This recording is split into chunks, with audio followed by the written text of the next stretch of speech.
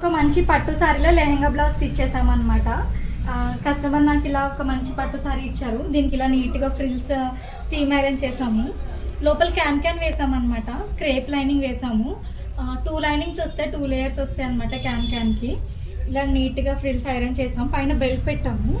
Length సరిపోవట్లేదు, అందుకని కొంచెం బ్రాడ్ బెల్ట్ పెట్టాము అనమాట పైన. అండ్ దీని బ్లౌజ్ ఎలా స్టిచ్ చేసామో చూపిస్తాము.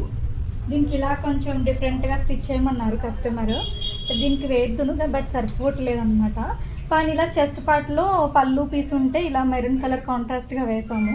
దీనికి అవుట్లైన్ ఇలా పైపింగ్ చేసాము అనమాట. కింద గేర్కి ఇలా అంబ్రిల్లా కట్ పెట్టాము. ఇది బాడీ వరకే వస్తుంది. బాడీ నుంచి ఇలా అంబ్రిల్లా కట్ వచ్చి బార్డర్ అటాచ్ చేసాము అనమాట. కింద బ్యాక్ కూడా జస్ట్ ఇలానే అంబ్రిల్లా కట్ వస్తుంది. దీనికి కూడా ఇలా బార్డర్ అటాచ్ చేసాము. Complete high neck.